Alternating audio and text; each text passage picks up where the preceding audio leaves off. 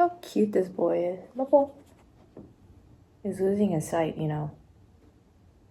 And this is the only chicken treat that he can have. Otherwise, he'll have diarrhea. But dehydrated chicken strips from Trader Joe's for some reason is okay. Starting off, boring a new hole into a clean slab door. Ryobi door kit that was like maybe 20 bucks. So worth your money. Upgraded it by getting a clamp and Blessy clamp, I think, and just making sure that it stays secure.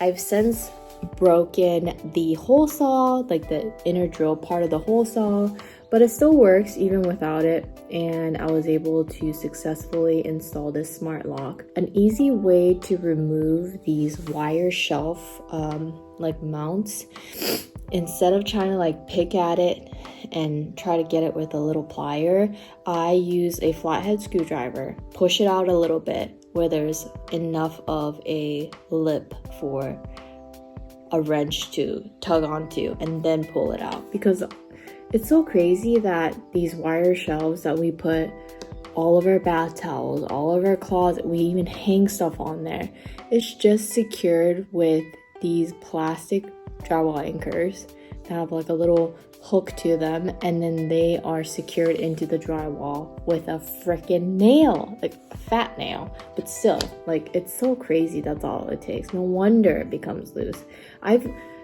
From experience, I've learned that even if a shelf or whatever people buy from Amazon for me to mount up for them, a mirror, whatever, I don't even bother using those cheap drywall anchors anymore that is rated to hold 20 to 30 pounds. I always just use the self-tap 75-pound capacity drywall anchors that I get from Home Depot. So much better. I'm not gonna get called back or anything like that. Did you eat your tree? What's it on me? So, highly recommend that, because I have been called back before because the shelf that I put up is completely wobbly now.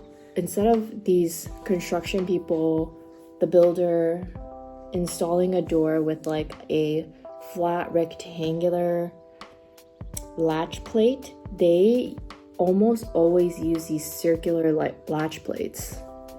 I don't know if it's like less chiseling or less routing, and that's why they do it that way, but I do not like that, because a lot of the ones that most clients want to replace it with do not come with the circular option. They just come with like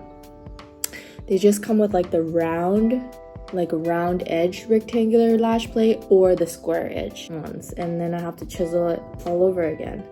So it is what it is. This is a footage of me assembling this super easy to assemble but high-tech chicken coop, like epoxy plastic resin, but it's obviously waterproof that way, but it has like a electronic component where you can set it to open the chicken coop gate when it is sunrise and close when it is dusk. It's really fancy.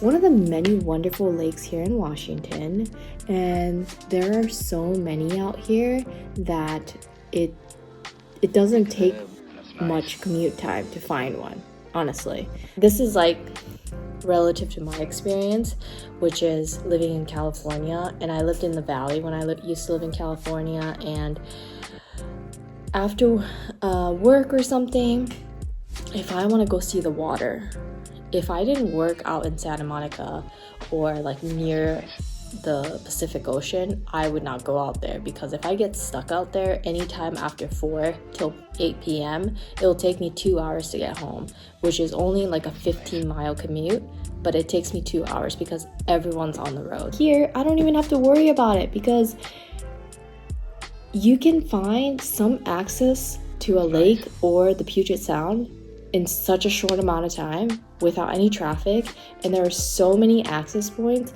that there are so many locations to choose from where I don't have to worry about like, oh, am I gonna find a parking spot?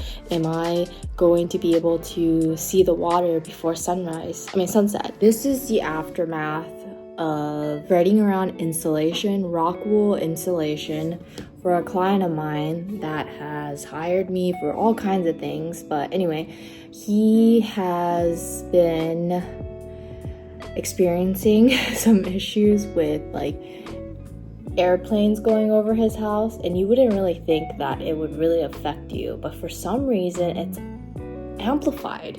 And when I got into his attic, it's not like a furnished or a drywalled kind of attic, it's just like attic with insulation. And I think there were 3 maybe 8-inch in diameter vents in the attic, and there were already insulation in there, but it just did not dampen the sound. And so he had heard of Rockwool, like fire and soundproofing, has like a little toddler baby in there on the package. So he ordered a bunch of those bats, and he had me place them strategically all around his. I don't really know if it really has helped. I think it's helped a little bit, but it's not 100%. On top of this, which is me wearing this black mask, I was wearing a Tyvek suit.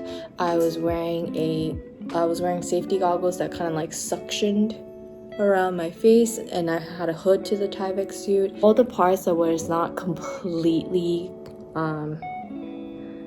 covered, it would get prickly and itchy later. Or if I took it off and I rubbed something into my skin, it felt like pins and needles on my face. The importance of having granola bars in the car. Do you guys keep like a granola bar or some kind of like packaged snack in the car?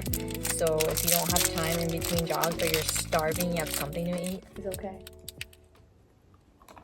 So gentle. Okay. So